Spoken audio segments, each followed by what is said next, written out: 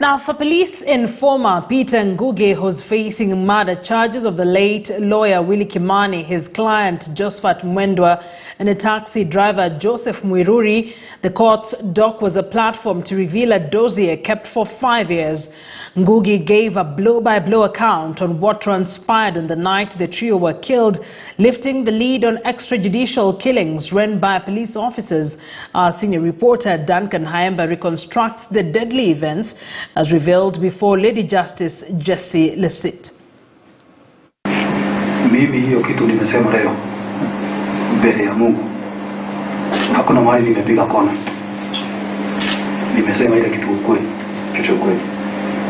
Kama ni hiyo maneno ya hiyo siku. Sasa. This is Peter Ngugi Kamau, a former police informer, now capital remandee number 08/016, facing murder trial of the late human rights lawyer Willy Kimani, his client Josephat Mwendwa, and their taxi driver Joseph Muiruri, who were executed on the night of 23rd June 2016 in Mlolongo area, and their bodies dumped 73 kilometers away in Oldonyo Sabuk River.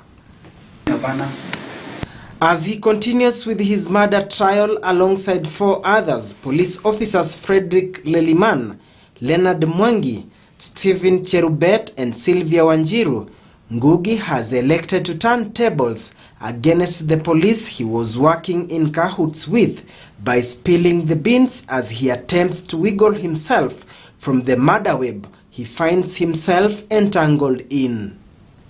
He told Justice Jessie Lessit that he realizes he was being used by one unit of the police to frame the other.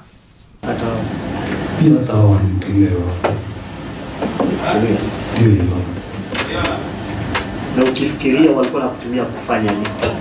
Juu ya ndio wafunge hawa wenye walikuwa wameshika leo. Ndio washike wafunge wale walikuwa wameshika. Ndio. Askari wako mbele ya koti ni wa kikosi kipi? Ni polisi wao. Polisi wa gani? Wa chief wao. Wa chief.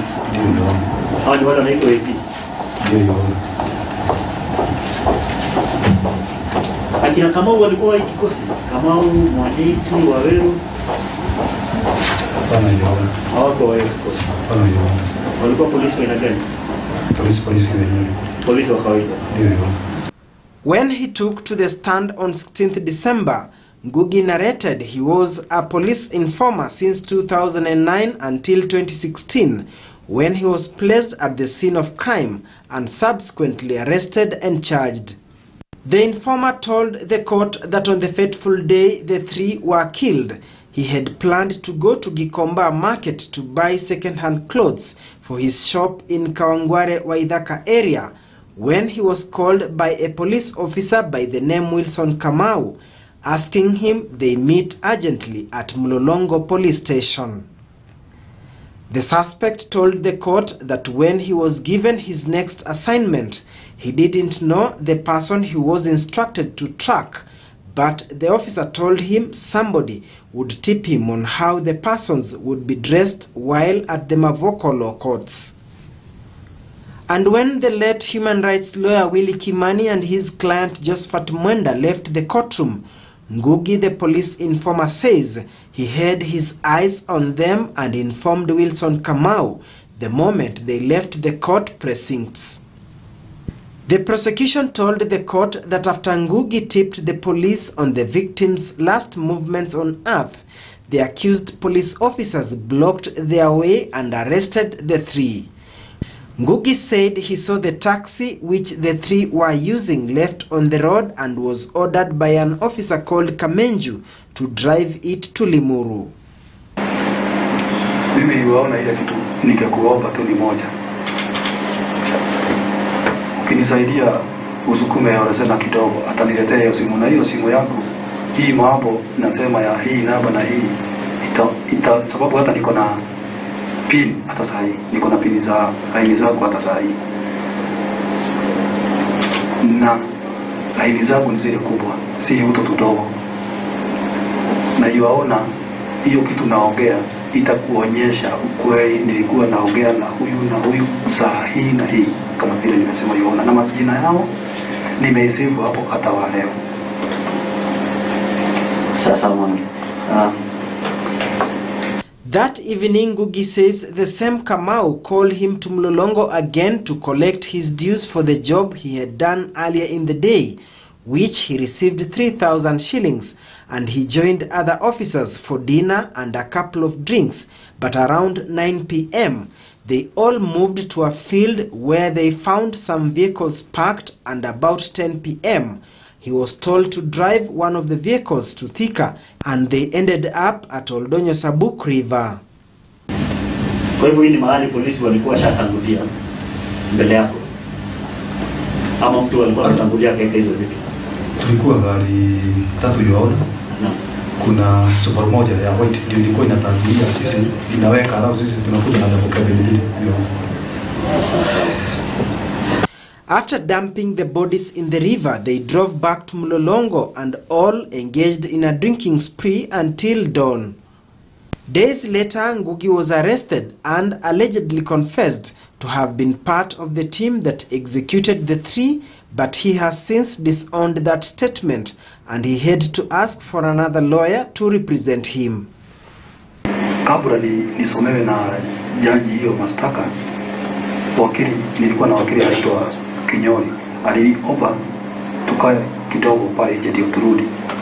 Sasa ile maneno alinisomea pale, sio ile mimi nilikuwa nimeambia kina Mwangi na ile mimi najua. Alinipea mambo mengine wakili wangu bila alikuwa naamini, bila kulimsoma alikuwa ameamini. Vile ameambiwa na Clement Mwangi hiyo iko. Hakuwa naamini ile kitu namweleza. Na tena alikuwa na ngoga sana, sijui alikuwa na ngoga iko kwa nini. Ngoga gani? Aliniambia kuna mambo mengine tunaweza sema hapa, hata yeye mwenyewe uawe. Na mimi sasa nikaona kama wewe kuna ngoga namna hii, si niobe mwanaume, nikakuja nikaomba mheshimiwa jaji. Kwa hivyo hiyo ngoga yake ndio ilikuwa inafanya askasikize kitu namwambia.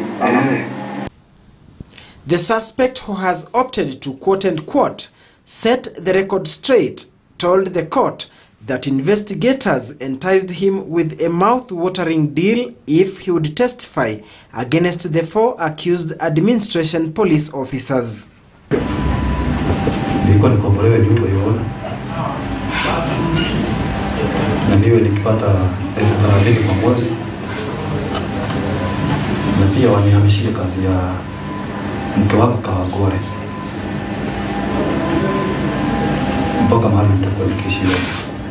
He told the court that when news emerged that lawyer Kimani had been killed, he wasn't worried, for he had been made to believe the people they killed and dumped their bodies were car thieves. Ngugi was guaranteed his appeal would be fast-tracked in the event he would be jailed, since the plan was to fix AP officers and leave out general police officers out of the murder. But with the trial now heading into the 6th year, he has chosen to open the Pandora's box, effectively exposing extrajudicial killings and the police as rogue. Ukijua ya kwamba kuna mpango na bado unatengenezwa. Nilikuwa naenda tu vile hao akina Mwangi tu vile tunapelekana na wao yote. Tunapelekana kivipi? Tukitoka wazi tulikuwa tunaongea tu. Siku hizi ndio hatuongei tu. Hii mbele kidogo tumekuwa tukiongea. Ananiambia tu wewe usijali. Maneno bado yanatengenezwa. Ndio. Nikajichazia baada ya kuona hii mambo bado hakuna kitu naona tayari mbele ya kutoka huko jela yote. Ndio nikaona hapa kuna maneno hayendi vile hao wananieleza. Kwa hivyo muda wote kama hii kesi inaendelea wamekuwa bado wakikwambia mpango upo. Ndio. Wewe ndio ulijitazia ukaona maneno iko tofauti. Utaona hapa vile naambiwa na vile inaenda ni tofauti.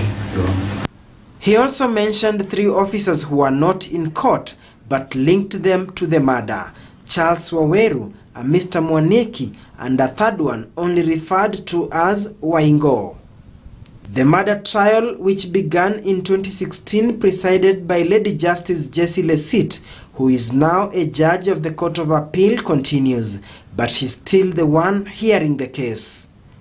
Duncan Khaemba, KTN News.